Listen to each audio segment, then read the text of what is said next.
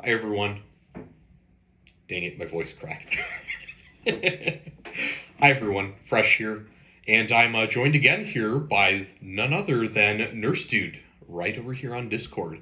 Nurse, how's everything going? I'm doing all right. I came off shift this morning. I had a nap. I slept like terribly, and the F-35s are flying around. But it's a nice rainy day, and we could use the rain, so I'm doing all right. Well, especially out there. We had a few storms out here in Flatland ourselves, so I say it's a welcome change of precipitation right there. Now, Nurse, we Oh yeah, without a doubt. yeah. So, Nurse, we have a couple more things we want to have offshore or offshoot conversations on today from a few things we talked about last stream. And again, I'd like to get back to ballistic protection, in particularly the type that goes on your noggin. If we're going to talk helmets here, we've had some very interesting conversations on a few different solutions, that could be done. But Nurse, what are you looking for when it comes to head protection? When it comes to putting a rig together, what are some of the things that you think about here? So the big one is obviously, as we always go with everything, the intended use. Are you just running around with having a set of nods on, or even to the point of where we'll talk about it probably later? Are you off-roading in your side-by-side or in your crawler, and you want a little bit of extra protection in case you whack yourself against the B pillar?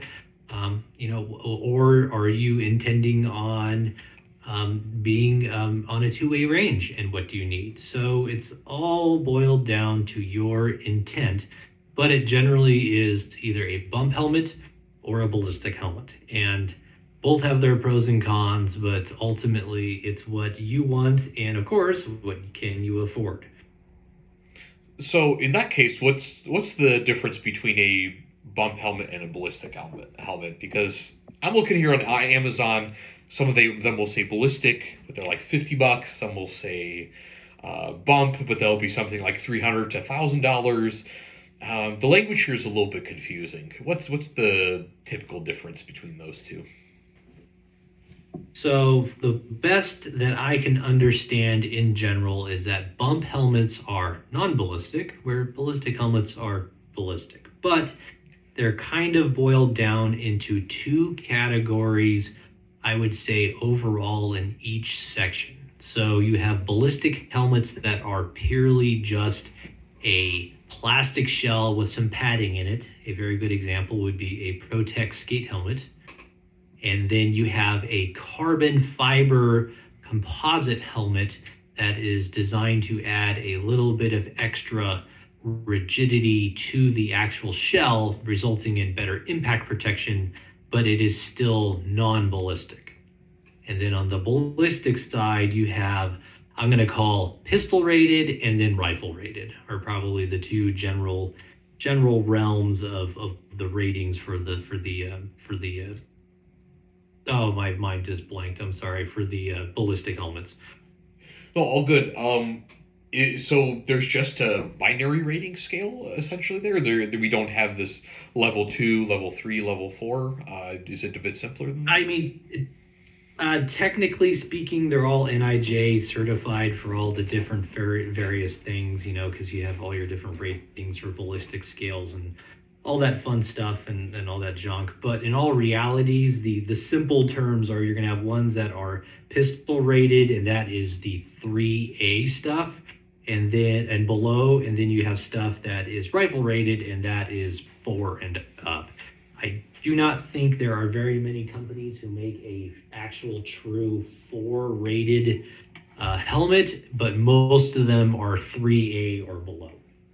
Okay, so that's good to know. So we have levels of protection. We have bump versus actual ballistic helmets.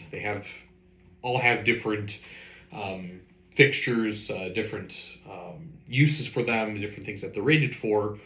But now I'm seeing different shapes, and I'm even seeing older style helmets here.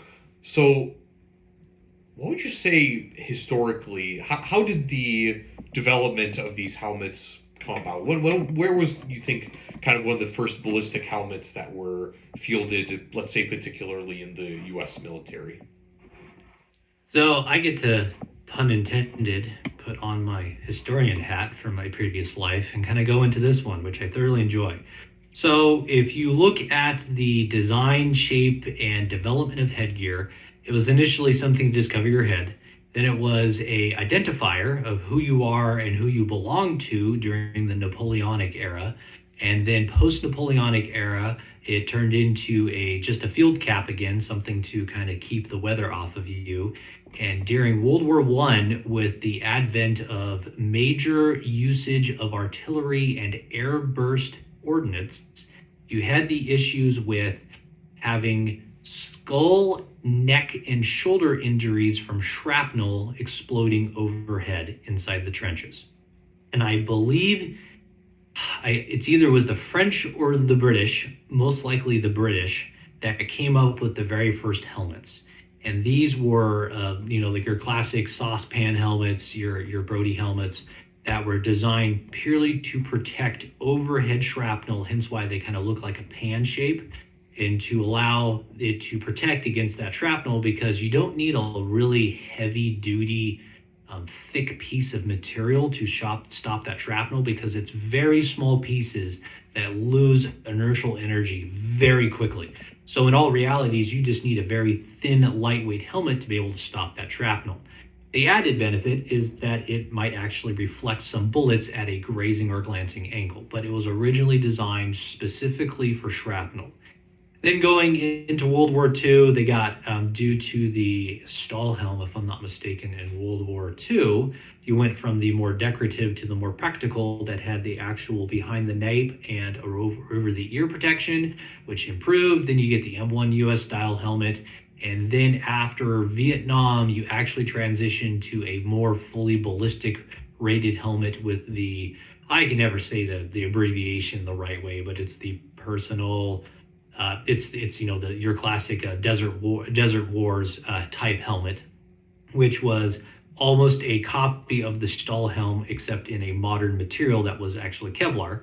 And then you got into the ACHs, the ECHs, and so on and so on and so on, to the point of where it was no longer just protecting your head from having any type of shrapnel and or potentially glancing blows, to then mounting hardware on it such as night vision and then ear accessories for hearing, potentially communication stuff such as lights and other things like that. And now I do recall that there's reports of, I think, the Russians using IR two-way detection devices on their helmets that I think they either beep or buzz, I can't remember which one, when they have an IR light being shined at them, and that's mounted on their helmet.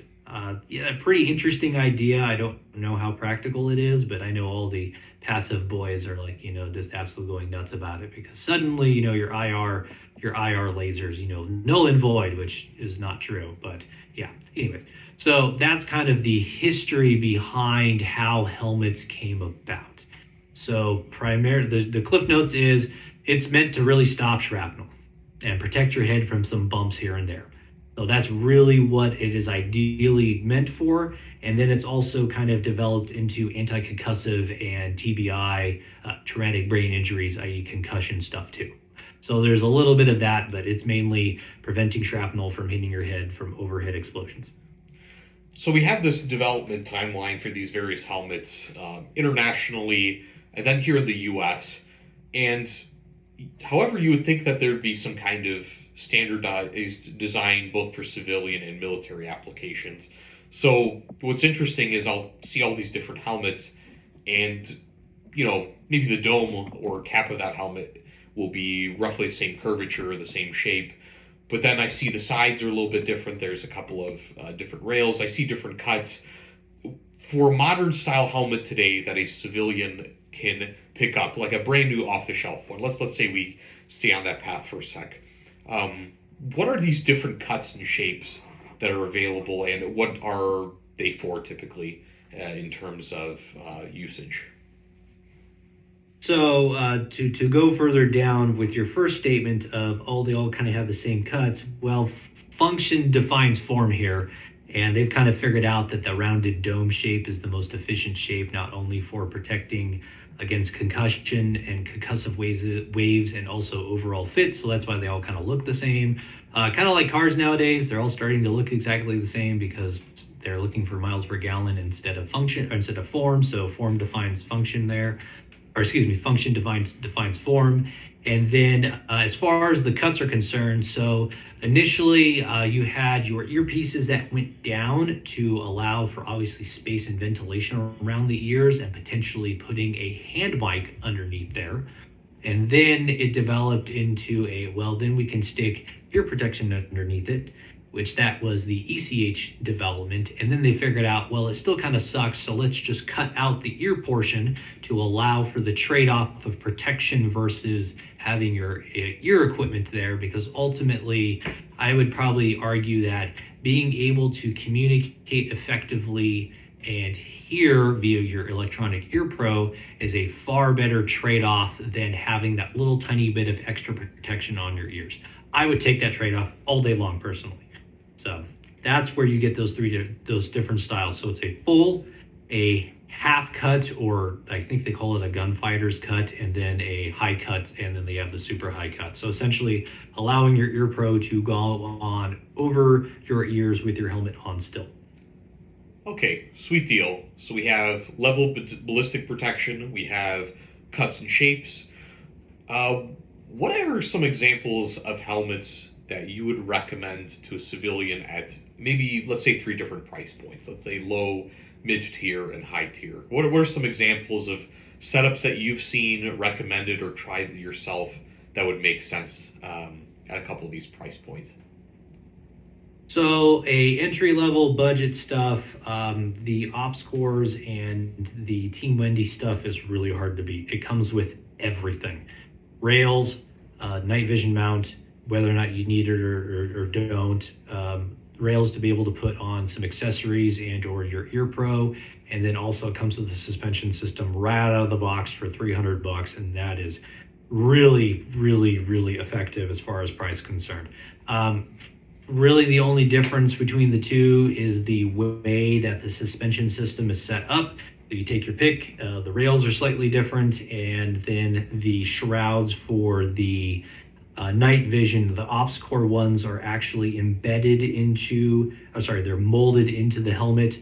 So they're a slightly different style versus the Team Wendy ones, which they are a separate metal piece, if I'm not mistaken, but they're proprietary design due to the shape of the helmet. So kind of a little bit of a trade-off.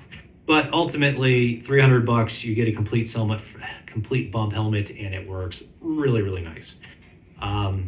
The next step up, I would say, is kind of a bridge between getting a ACH or ECH that is a ballistic helmet that's a surplus style one, depending on the price and what you do with it, and then getting a carbon bump. The carbon bumps really only made advantage, from my understanding, is a slightly better impact resistance, but it's still not like motorcycle rated. It's probably just a nicer bicycle helmet rating. And then the Gucci aspect, because it's a carbon one. The ECH and the ACHs are really prevalent, and they're really good helmets for the price. And then you get a ballistic helmet for probably the same cost or maybe slightly more than a bump helmet. Granted, you probably have to get a different suspension system and different pads in it, but overall, they're really darn good helmets. In fact, actually, I have one. Granted, I went and had it cut, so that way I could put ear pro on it, and the jury's out on whether or not that actually degrades the ballistic protection, but from my understanding of how they manufacture them, they cut them anyways after they're formed, so I don't think it really makes that much of a difference. And it's all just epoxy and Kevlar, so I mean, as long as you're not like melting it, it's fine.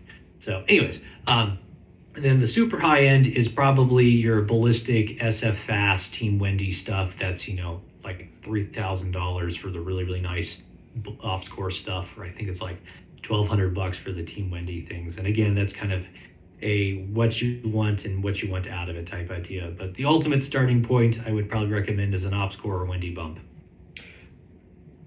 So I'm going to throw another curveball here for you. So given this price range, what do you think is the most common helmet held for each military branch? In fact, let's simplify it. Army, Marines, Air Force. What kind of helmets do you think would be issued to them, price range wise? So, oh, price range wise, so most likely, I don't know that. Here, let me look it up. I can't remember the name of the current helmet. U.S. Army. They have this new poly one that's really sucky from my understanding. But overall, I would say most likely the most, that's what it, no, it's not an ACH. Anyways, but the style of helmet is probably a full cut ballistic ACH style helmet. That is most likely the current most common helmet in the military across all the branches. It just is just your best bang for your buck, quite frankly, as far as protection and everything else is concerned. Yeah, they have the ECHs also, but I don't know what the new one is. The new one's like a polyurethane blended one, and evidently it's terrible. Like the overall rating and ballistic protection on it is absolutely awful compared to like the ACH. So, and I think it's actually heavier too, heavier and bulkier overall.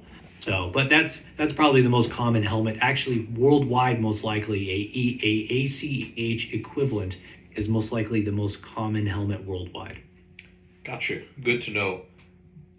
We were discussing one time when I was looking for a helmet and I was looking for some good ballistic protection at a fairly reasonable price, was to essentially build your own. It was to like basically take an ACH, get a front mount, a couple clips maybe in a suspension system, and just kind of build it out yourself. Maybe kind of hot rod your own helmet, paint it after. Who would you recommend to do this, to go this route really when it comes to building out helmets or specing out parts, you think?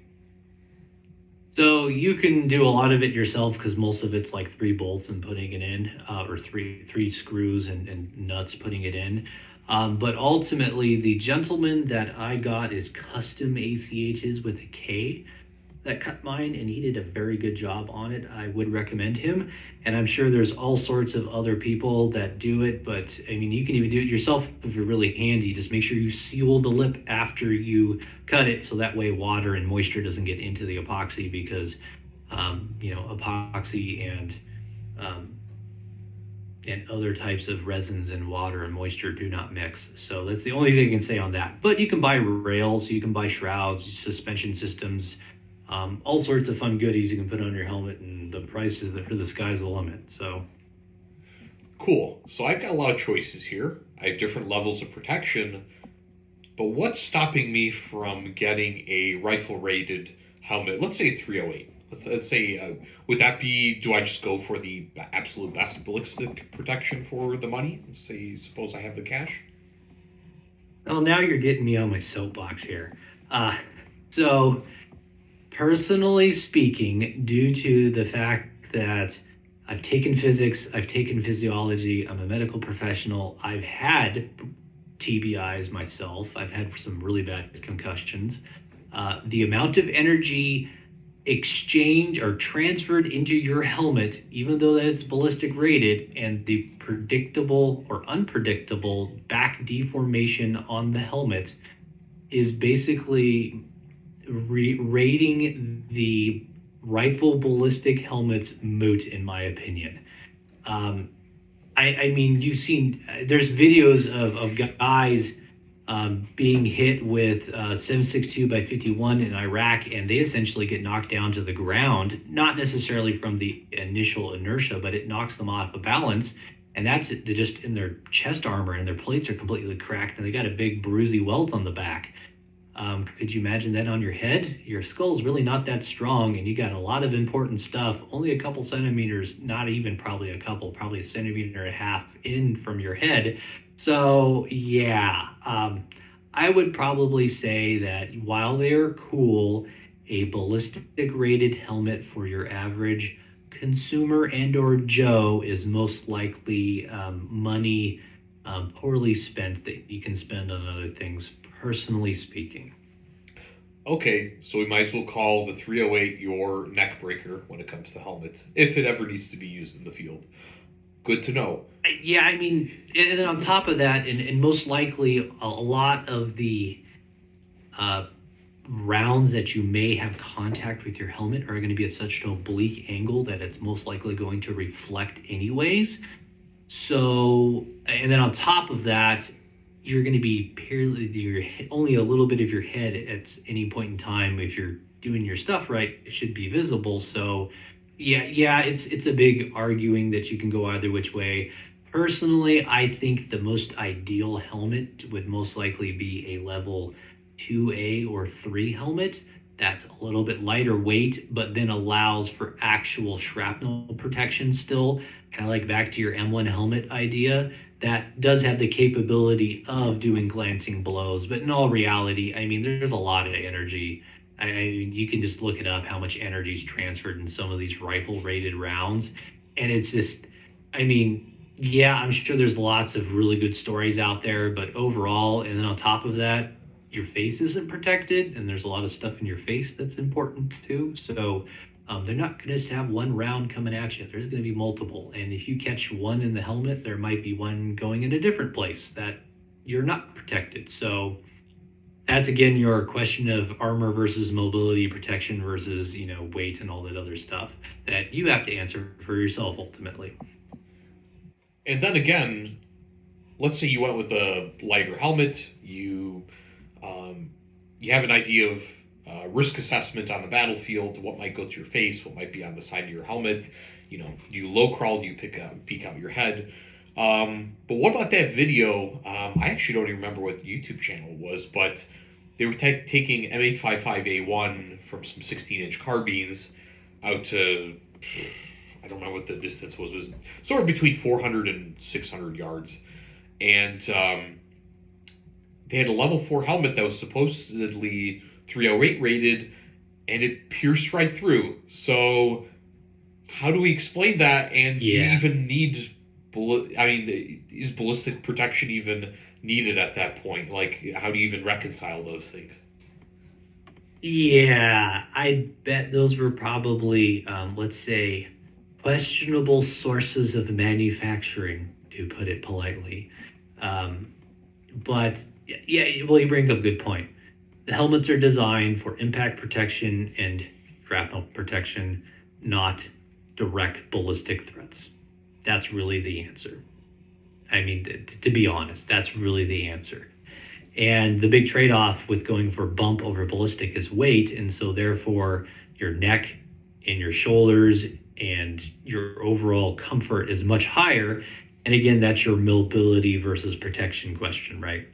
So, something that you got to answer for yourself.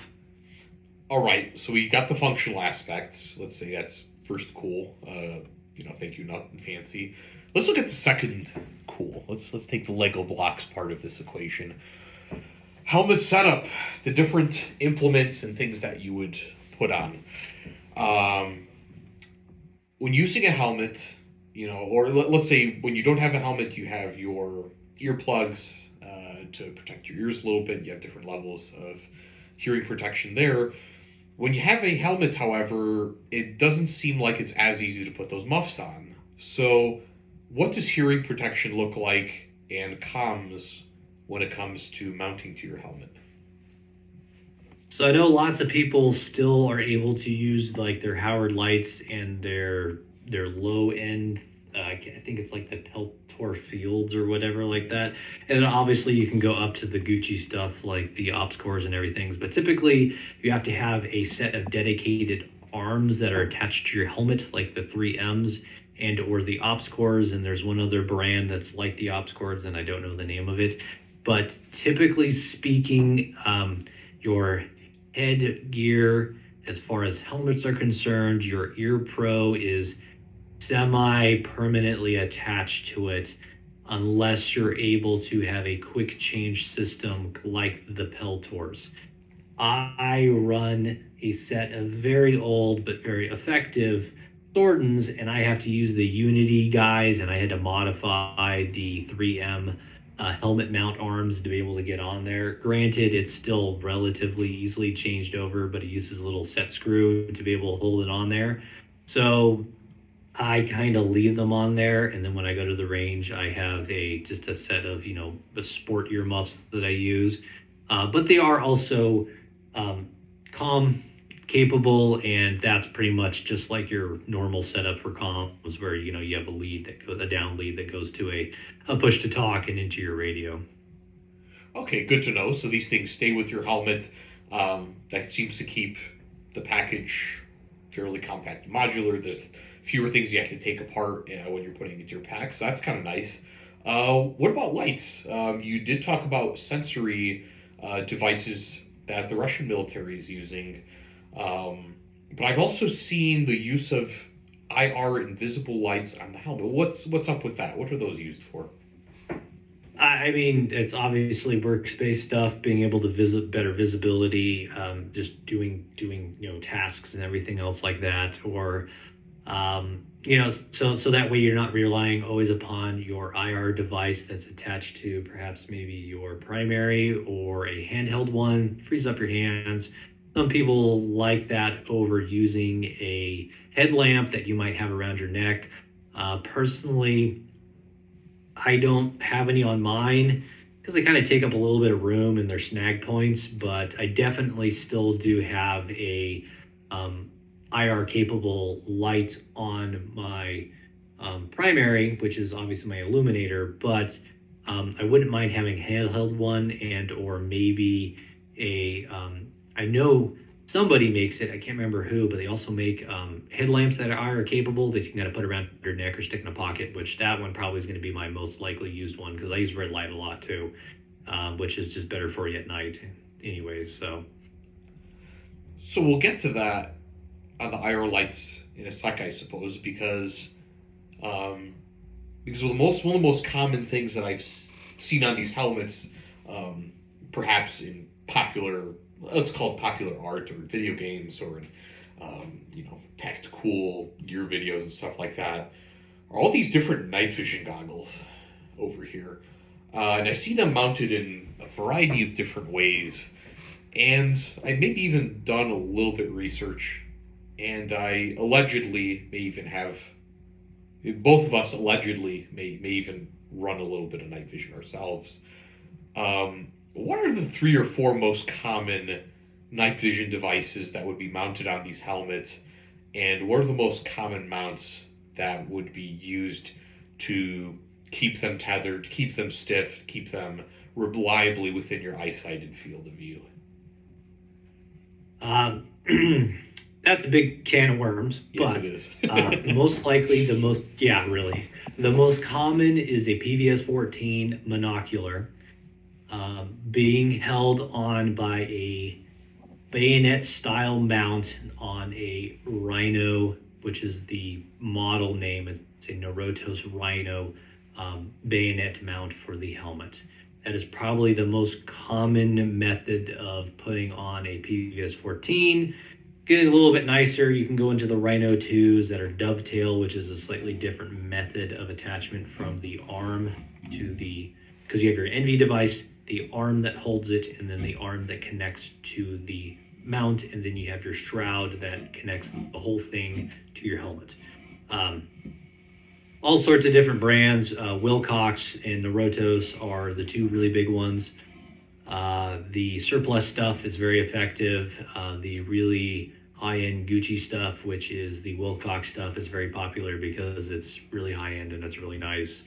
So you have a few different ones. But anyway, so monocular, then you have various different binos, and then the last, I think, group would be the hybrid stuff, where it is a combination of IR and analog night vision, a combination thereof, whether it be you run one at a time, or some people are able to run duals, which I still think is a dual, meaning that they are able to run an IR device at the same time on one eye as a analog NV. So,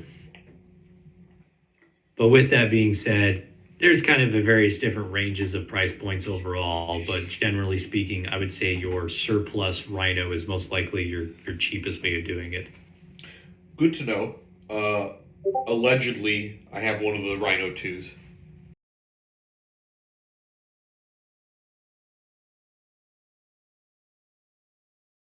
Anyways, okay, so you just said allegedly I have a Rhino. So Yeah. continue from there. So allegedly, I have a Rhino 2. Used it. It was pretty reliable, and I believe it cost me less than $90 to get, and it works reliably for my PVS 14. Allegedly, my PVS 14. So that would be an example there. If anyone's looking for a fairly cheap mounting solution, it works there. Um, However, I think we can. And you can get them in titanium. Yes, indeed. I You believe. can get them in cool titanium too. Even though the aluminum ones are lighter, just to warn you. But the cool titanium is fun. Yeah, mine might even be the titanium one as far. Yes, mine was a surplus one, probably off of eBay. I quite like it. However, there's some updates, some upgrades that can be made to some of those mounts, and maybe we'll talk about them another time. In fact, we'll show your channel a bit. Nurse, I believe you have a couple of videos there as well. But when it comes to a couple of these devices, so we only got into the PVS 14. We'll throw out maybe slightly heavier setups like the PVS 7 RNVGs or dual PVS 14 setup with like a pano bridge or something like that. But what are these weird weights that people are putting on their helmet? I've seen it on Garantham. I've seen it on some less popular channels that have been great with gear. I may have even seen it on your channel when I was kind of peeking your helmet setup. What's this counterweight and balancing and bag thing for on this thing? So everything equal, you put something on the front of the helmet, it's going to pull it forward. If you don't have the best fitting helmet and or the best suspension system, it will pull your helmet forward and make it uncomfortable. You have a counterweight to counterweight that weight. Also, they have some of the duals have battery packs that you can stick back there, so that way you have extra batteries to run off of just a single battery. Or you can also do what I like to do. I store extra batteries back there. So that way I'm able to have a little battery card on my helmet with me at all times that both takes a couple AA's and a couple CR123s for other stuff that I use. So those, my most common batteries are AAA's, AA's, and CR123s, and I try to make sure that everything that I have flashlight wise and or other electronics use those as much as I can, because that way it's easier for me to trade with people. I can find them at the store relatively easily. I use them for other things, so that's typically what I try to use as far as the batteries. But that being said, the counterweights are typically either batteries or counterweights in themselves, so that way you have some type of counterbalance for the added weight that you have up front. If you have a really nice bump helmet, some people don't run them. I have a not so nice neck anymore. It's a bit screwed up from all the years of wearing helmets, both collegiately for sports and also in the military. So my neck's a little screwed up. I got to have a counterweight. It just makes life so much easier.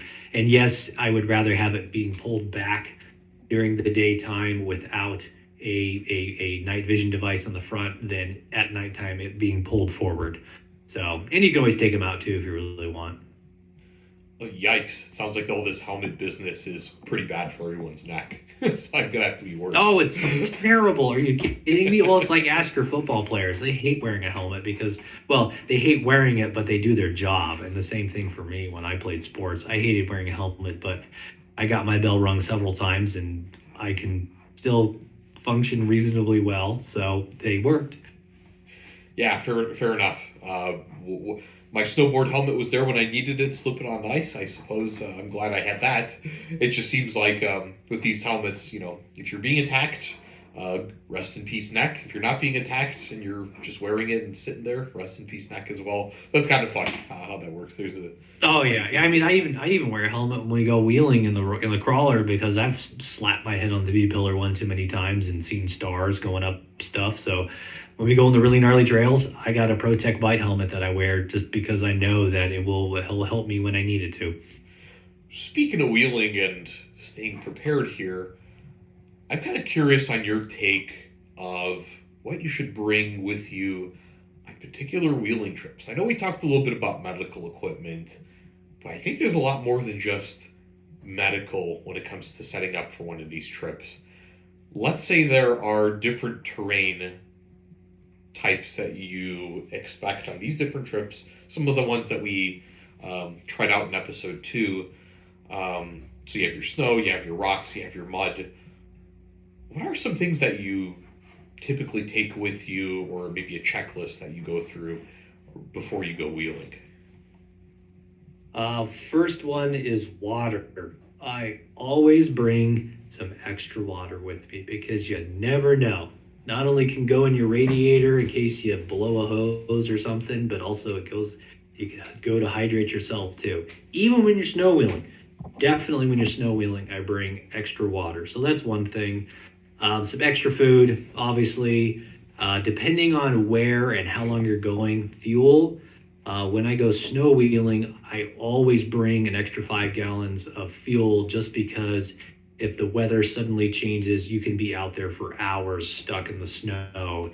And I want to be able to have, an extra 5 gallons here or there in case we all need to pile in 1 or 2 vehicles to get off the mountain. Obviously, medical equipment. And then another big one is recovery gear. Something sometimes simple as having a jack and a strap and some way to connect to your vehicle can save you so much time and effort. In fact, actually, I was out in the mountains the other weekend and we were taking the long way home. It was some country dirt roads and we came across a Tacoma buried up into the frame off the side of the road in the snow.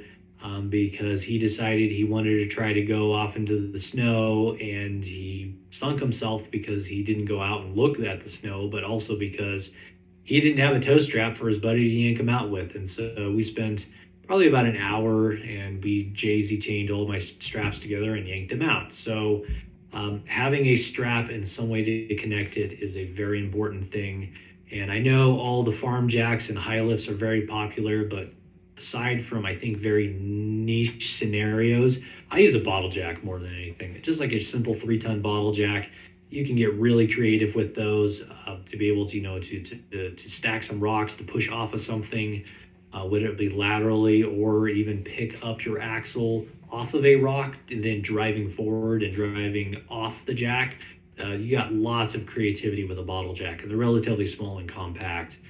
But on that note, don't buy Chinese cheap recovery gear because just like helmets, they're not built to the same quality. And so I would recommend actually going to a retailer who is a reputable retailer like a Bubba Rope.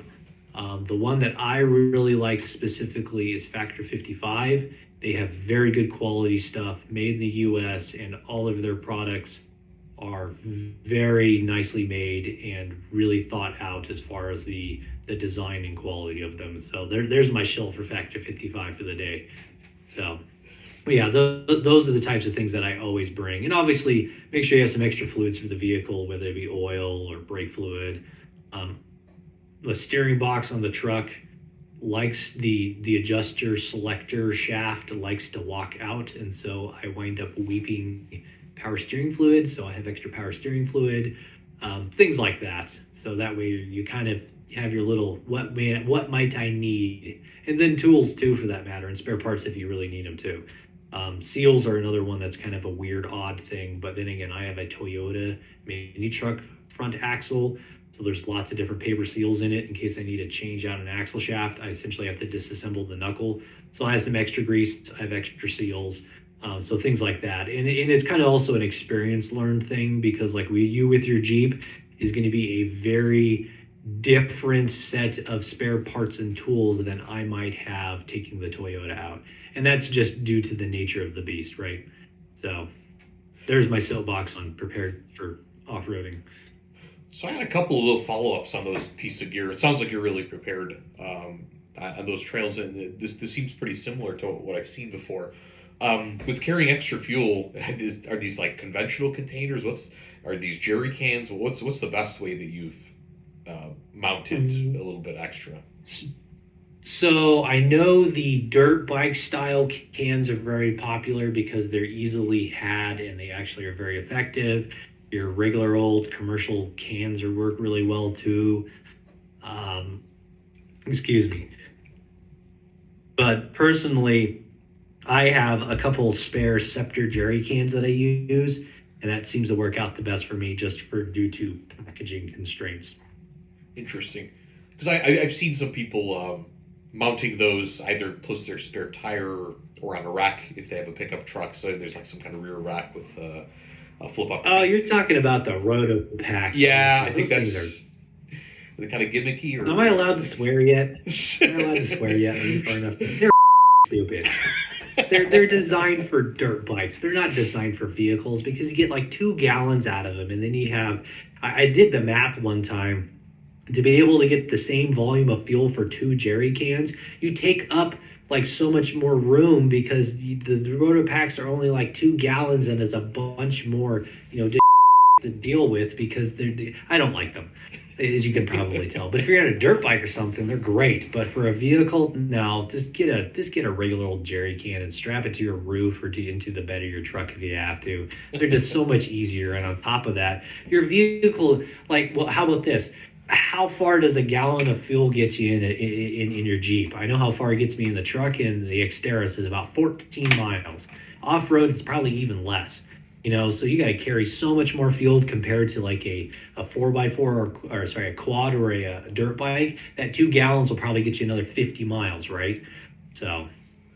Yep, I guess it's really it's a question of economies of scale when it comes to those things, and I guess people like the look of them. Perhaps that's really what they're for. Oh yeah, I mean that's half. It's just like with the tactical space. With the off road, it's half of it's a fashion show. If you look cool, you must be cool, right? Second cool, yeah. So it's kind of interesting there that seeing those things, and then they'll. I think mostly I've seen them as an advertisement for those little shaker siphons, which actually, by the way, having some kind of way to siphon out of the cans into your gas tank is actually a very nice and convenient way that I found. I happen to have. Recently I got one of those little shaker siphons that you can get from to transfer from one fuel source to another. I don't know what you use when it comes to filling, depending on how you've mounted, or do you just lift the fuel tank itself into your? Oh, I use a donkey to get it in. That's how we use it with the Scepter cherry cans. Good to know. Good to know. Yeah, yes, that's the approved, unapproved term for it. And I'm sure you can look up the Angry Cops video to see. Yes, they're called donkey. It's essentially the funnel spout that fits over the Scepter's, cap end to be able to pour it in. And so I have one for that fits in the fuel. Because believe it or not, there's 2 different sizes fill ports for diesel and gas. So make sure you have one that fits your particular fill port on your car. Good to know. Yeah, and make sure you have the right fuel for your car too. If you are renting an off-road vehicle of some sort, there aren't many diesels you can rent these days. There's some options, but sometimes you may run into one. Blast those emissions things. I'm not going to get too political here, but that is a. That actually would be a great conversation for another episode, diesel versus gas wheeling. But then you mentioned some of those seals, your different fluids. That's basically something I was going to ask. Do you recommend an oil change before wheeling? Or like, let's say you have like 2,000 miles before your next oil change or something, you're about to go wheeling. What's kind of that change interval, or what's the discretion that you take before you go wheeling typically? With some of those fluids. So, I know you have the fluids you may want to replenish before the trip or during the trip, but what about the fluids you want to change before or after a wheeling session? how much do you care about your car? Because I don't care about the engine on the Toyota, so I probably get an oil change once a year if I'm lucky out of it. But well, then again, at the same time, it leaks enough oil out of the valve covers where I probably end up pouring enough oil in there for an oil change about across that time too. I would probably say if you're going to be doing a long extended trip and that you're going to be going somewhere and going for an extended period of time, a fresh oil change would probably not be a bad idea. you're going for the week, for the weekend or just an afternoon trip, I mean, probably you're fine. That's kind of a use your noggin type idea. Um, but let's say, because I know, I don't know if you've ever looked into them, but there's a very, I guess, a very popular set of trails for the enduro bike guys called backcountry byways, and they are a set designated route across, left and right or up and down depending at what state you're on. Um, Byways that are mostly dirt roads, and you can go on these. And if I'm not mistaken, there's a couple that do the entirety of the West Coast across the three states, and then they have a Arizona, Utah, Idaho one, and then I think they also have a Florida to New York one that all link together. If I were to do one of those byways and do like a week's trip, I'd have a fresh set of fresh oil filter. I would probably make sure my fluids are relatively new. I do like a full blown inspection and top off on it because I'm going to be going for a long time, and I want to be able to give the drivetrain the best chance it has to be able to go somewhere. Same thing like if I knew I was due for a tire balance rotation, I'd do that. I'd do maybe U joints if I knew that I was close to it. But if it's just like a weekend or just a weekday quick trip, I mean, if you're 10,000 miles, you'll probably need an oil change anyways. But generally speaking, I do fives on mine. Oh, and by the way, if you own a Toyota, they say 10, but do five because some of the newer Toyota motors are actually going bad because of the 10,000 mile interval. Yeah, this They're does just seem not like. getting enough lubrication across time. Yep, and the tolerances on the new motors with the thinner oil and the thermal breakdown of that oil all seem to come together for a pretty bad time. I've noticed that. Oh yeah, Yeah, I definitely yeah. I definitely change every five, and then the engine on my vehicle definitely runs almost as new as it did the first day. So I can't complain, and oil doesn't cost all that much, to be honest. Fuel, you're going to be spending a lot more money in fuel in your wheeling vehicle than money in oil filters, and other tools. Yeah, I mean, without a doubt. I mean, some of the oils. I mean, I don't know about you, but I almost spent like $100 on just oil the other day because of the inflation price of the stuff. But um, stick to your name brand stuff. Personally, I have found that my Xterra or the Xterras really like Mobile One. As far as oil's concerned, I use AMS oil for my more odd oils just because they have a little bit higher ratings for, like their gear oil has a little bit higher shock rating. That is the resistance of the oil to compress and vacate spaces between gears, if I'm not mistaken. So when the gears in your differential or your transmission mesh, theoretically you should have a very, very thin film of oil between them so they don't make contact because fluids don't like to compress, air does like to compress, and so then you're not getting metal on metal contact. The AMS oils evidently are supposed to have a higher rating of resistance when they're compressed so that way they don't vacate the space between the teeth of the gears, so that way you have a longer, better chance of having oil between them versus it vacating and then getting metal on metal contact, if that's the best way I could explain it.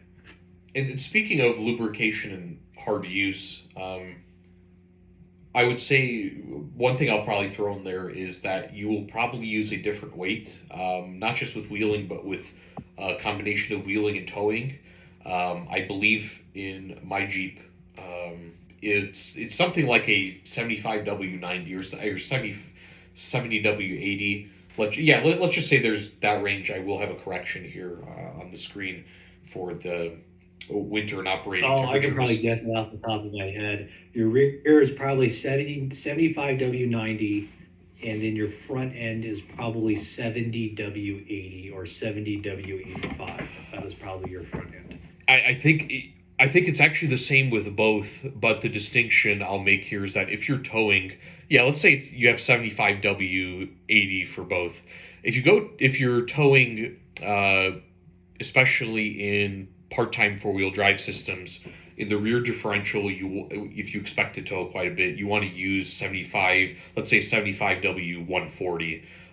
It's going to have a slightly higher viscosity under hotter conditions, because the shock loading due to towing and the actual forces between the gears and the contacts and the shear stresses, basically. Also, again, I'll go into the physics at some point, maybe in another video or another channel, but those shock values are much higher during towing. When you have an engine against a transmission, you're multiplying all these torques, and that fluid's also going to heat up quite a bit more, and it needs to retain that viscosity at heat. So you're going to go with obviously this will be in your user's manual, but if you're expecting to tow a lot more, you want to go with that hot viscosity. And I'll probably throw one more thing here too. For your transmissions, your differentials, there are GL4 and GL5 ratings for these different things, and there's a different chemical composition between these gear and transmission fluids. I would not mix these things or get that requirement wrong on different transmissions. Again, this is maybe on older vehicles, because sometimes having the wrong gear oil may actually corrode the brass collars and different brass fittings inside of your transmission. And I think that's my... Yeah, I was just about to say that. Yeah. Because on the Toyotas, you got to use GL4, because the GL5 will actually eat the brass collars on the synchros for the manual transmission. So you have to use GL4 stuff. And I think it's Redline is the stuff that I use. But with you saying, and speaking of, if you ever want to actually know the mechanical and physics stuff involved with differentials and transmissions, GM in the 30s made these really, really cool instructional videos. I think the differential run is called Around the Corner. It is like classic Americana instructional videos. They are amazing, and I highly recommend anybody who wants to really know how a differential works, go on YouTube and search it. I think it's just GM differential video, and you can probably find it. It's an old black and white one that they actually use physical apparatus and demonstration models to be able to show it. It's really, really cool, and it explains how it works, and I highly recommend watching it, if anything, for the entertainment value, because it's top notch. I mean, even for today, as far as the instructional information on it, it's spot on, even almost 100 years later. Yep, that one is a great video, and I wonder if from the same series, I'll have to find the channel, anything to do with suspension, dampers, the physics behind it. Yeah, they have. There's so many of these black and white. Suspension one. So good. They have a suspension one, a transmission one, and then I think they have a piston one where it shows you how an internal combustion engine works. And then they have a differential one. Those are the three that I remember, or four I remember distinctly, specifically the differential, transmission, and suspension one. And they're really, really cool videos. I mean, even if you're a cinematography person, they're really cool because it uses all the old style lithograph techniques and everything. It's really cool. Yeah, the type of animation that they were able to come up with back then, you almost wonder how they did it without modern Adobe After Effects and stuff like that. So a lot of time, a lot of effort, and a lot of skill. That's how they're able to do it. Yeah, I'm really glad you mentioned those, because I might just go tonight and watch some of those again. They're just super cool. For any automotive person at all, those are standbys. Gear-based on trip 2, we kind of already went over that. Honestly, I don't really know what else to rant about, Nurse. We talked about, I guess maybe we could talk about even the quirks, and since you already kind of mentioned both our vehicles here. Let's get a little vehicle specific with different upgrades that we found over the years with both of our vehicles. Maybe I think I'm willing to talk a little bit about what I had to do with my Jeep at first and what you had to do with your Xterra. How'd your journey end up being when you were researching? What were some very important things that you had to do to prep your. I believe this is not even your first Xterra actually. When it came to off roading. No, I've had three of them over the years. Yeah. Believe it or not. We started with the so long story short, we had a old Suburban. This is when gas was far more expensive than now, which is still scary to think about. Yeah, surprising. It was getting old. I had to redo it needed a head gasket. I did not want to do it. I already had done the water pump twice on it. It was just old, and I was tired of it. So we traded it in for a 2007 Xterra with the intent of it being a more fun vehicle to use off-road because I wanted to get back into off-roading at that time when we lived out east in Ohio. We'd go down to Kentucky and some fun places out there. Anyways, but long story short, we looked at Jeeps, we looked at 4Runners, got sticker shock with the Jeeps and 4Runners because at the time the Xterras were 10 grand cheaper and essentially the same type of package as the 4Runners and the Jeeps, obviously with different drivetrains. But we wound up doing that, and we've stuck with it since then. Our first Xterra, we got over 200,000 miles on it. This next one, we got like 180, and this one we're on 120. But we initially started with tires, went up to 33s because we could fit 33s factory with it. The trim that we got was the off-road trim. It had an electronic rear locking differential to start with, which was really nice. Then we added sliders, and then we kind of went from there. And now it's progressed to where I have an entire custom suspension. On the second generation Xterras, you can stick the entire front drivetrain out of a Nissan Titan, which is a full-width, full-size truck. That's their Nissan's half-ton. So I have a factory, quote-unquote, long-arm kit on the Xterra, which is really nice because I'm able to use factory parts with it. I have a factory lower control arm. I have off-the-shelf upper control arms. It's a off-the-shelf coilover. The CVs and differential and the steering is all factory stuff. So I can go to a junkyard or I can go to the AutoZone and pick out a new CV if I have to, which is really nice, which a lot of the Toyota long arm stuff, you can't. It's all custom stuff. So that's really nice. But I have 35s on it now. I've re-geared the differentials. It's got armor everything on it. And I'm trying to think of what other odd stuff I did on it. It's got remote reservoirs in all four corners for the shocks. Oh, I put airbags on it. That was fun. It actually turned out really well. I'm still able to have full articulation because I did not link the airbag to the bottom of the axle or the bottom part. So it's only linked to the frame. It's free floating on the axle with cups, so that way I have full articulation still. That worked out really nicely. So yeah, that's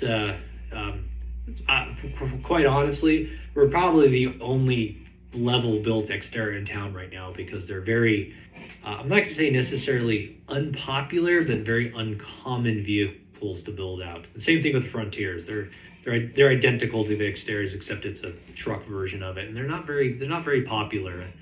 Quite frankly, I don't know why, because you get a lot for your money out of them. I think brand new, the highest level trim package on the Nissans in 2015 was like 32 or something. That's with leather and navigation and the rear locking diff and everything. So you got a lot for your money out of them. Most likely it comes from, I wouldn't call it Tacoma syndrome, but it's the fact that the previous generation, they have the new Frontier now, but the previous Frontier was around for, I think that body style was around for over 10 years. And once people start seeing that on the road so much, they almost don't remember or don't even think of looking for one when they're looking for a newer vehicle. So honestly, a lot of people can take advantage of that and get a highly functional off-the-shelf vehicle with little modification that could be a good off-roading rig for not very much money, simply because it's such a common vehicle on the road at one point, or looks outdated, but is well equipped. So that's that. Oh, that yeah. still, I mean, like you said, the Xterras and Frontiers suffer from this. Suffer, quote unquote. I mean, the buyer is is getting a lot from this. But yeah, I mean, I would probably argue that, well, let's go with the three. You had your JK Jeeps at that time, you had your Nissan Xteras, and then you had your Forerunners. Bang for your buck, the Xteras were probably your best money, and I would argue as capable, if not more capable, than the Forerunners, and could easily keep up with the Rubicon Jeeps if you were a good driver. And then you got for like half the money too. Because I know some of the Rubicons were like 60 grand at one point in time, which is just unbelievable. I think today 60 is pretty much the cheapest Rubicon you could buy with any JL right now. Oh, I know. It's just unbelievable. I want to violate OPSEC a little bit here. Maybe I'll talk Jeep super quick. Yeah, I'll keep that brief really for this thing. Yeah, I'm basically running a Wrangler. I'll just keep it simpler from there. It's it's a JK. It's a 6-speed JK, and there were a few little quirks they had on it. It's not nearly as modified as Nurse's is because just where I am, there aren't too many trails again yet. However, I do take it out west pretty frequently. Whenever I can on various trails, enough where there isn't too much scratching on the vehicle, but there's enough where the full articulation of the Jeep is being tested a little bit. Some of the things that I had to do on this particular model is if you've got the manual transmission version, it used the NSG 370 unit. The existing fluid is garbage. Replace that with Redline MTL, and you'll be ready to go. It'll shift a lot smoother. There are some fairly easy kits out there for installing air compressors for your tires. Be sure to look out for those for the ARBs. I believe Via Air makes a slightly cheaper version that you can mount in various different parts of the Jeep, but I just went with ARB because it was cool. This is the second type of cool of a non-technical. Yeah, evidently the Smitty builds are getting pretty good too. Yes, they are. I've seen those, and they're don't. Yeah, I've seen those, and the prices are pretty decent on those. Yeah, I would definitely not shy away from them if you are looking at something, and especially even if it's one that's just a standalone where you take out of the bag and clip onto your battery. I ran that for many years and it worked perfectly fine too. So don't dock those, and you can trade them around too, so you can let your buddy borrow it too.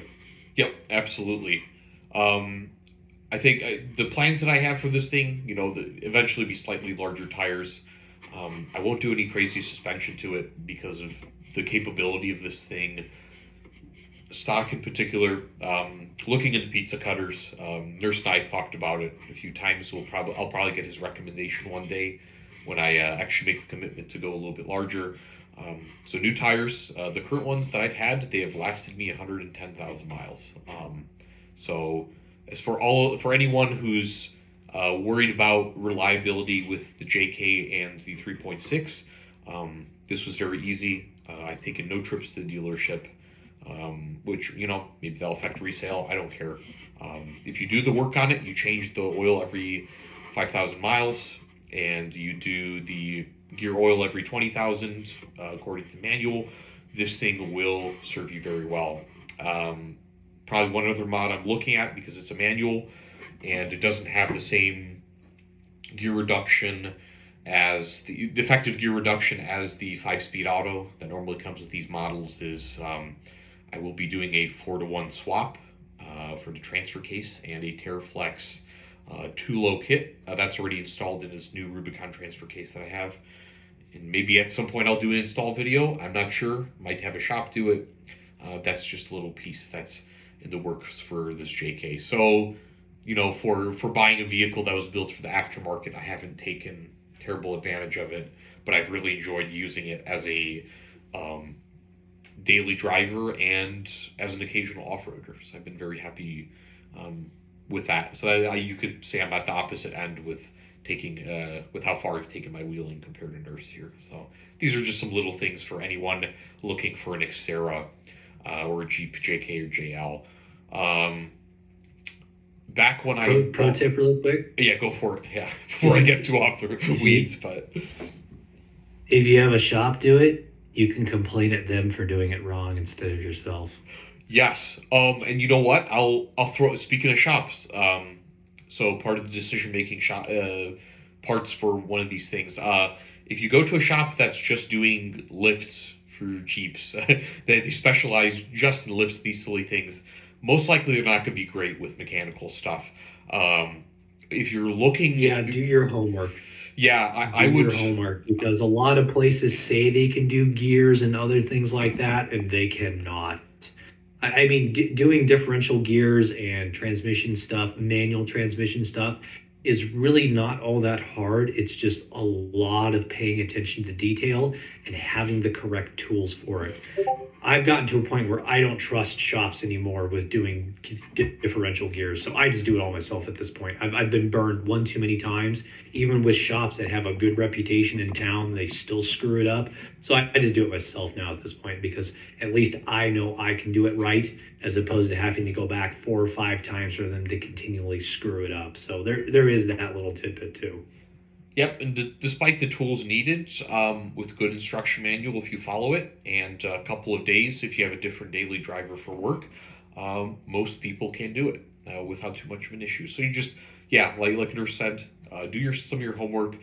If there's a shop nearby, but if you absolutely insist on having a shop nearby, let's just say if that shop has, built some stuff for King of Hammers, or they have some footage of vehicles they've built for different competition. That's probably you could probably get an idea that they've worked on a transmission or pumpkin or two.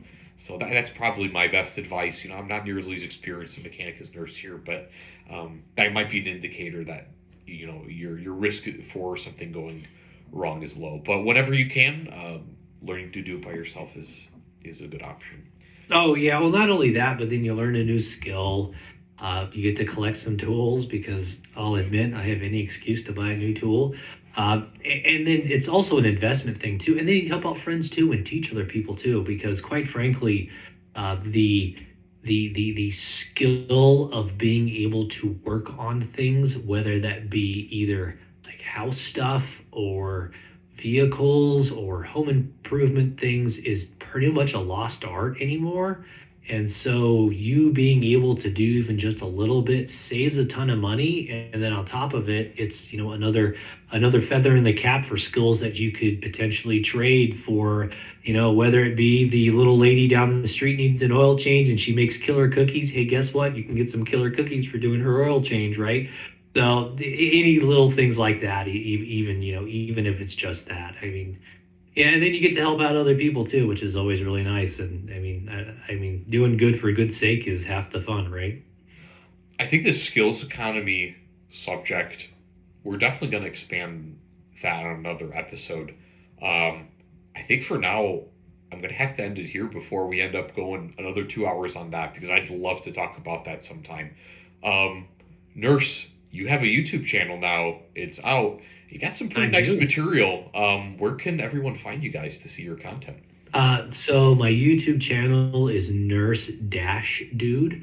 I'm sure if you just Google or if you just search for NurseDude, I've been kind of tailoring it to, I call them tactical mini mods, little weird, odd things that I've picked up over the years with doing stuff that I kind of like. One of the ones that I think that a lot of people liked was the way that I was able to get a dangler on my chest rig with a little bit of ingenuity. Quite a lot of people like that one. Yeah, just little things that I've picked up over the years that work and things that kind of don't work, and so I've been putting it in there. I have a couple little reviews of some stuff, like my new AX14 Pro arm from Noise Fighters, which they're a veteran-owned company, so support them. And then also with a couple other stuff, a Reese wraps that I got to kind of jazz up the rifle, which I believe they're a veteran-owned company too. So yeah, I'll probably end up doing kind of the more smaller, budget-friendly stuff as opposed to the really high-dollar items. Maybe because that's a little bit of a overworked space and the cheap stuff is something that people don't really pay attention to. So we'll see how it goes. And then I have a little bit of odd medical stuff here and there. I did a everyday carry for myself at work, so they got a couple little discussion points on that. But overall, yeah, I'm enjoying it so far. It's something different to do. Awesome. Thank you for again that little synopsis of some couple things for your channel. Check out Nurse's channel and check out some of our previous episodes and stay tuned for more content like this, guys. Nurse, thanks again for coming on, and we'll both see you on the range.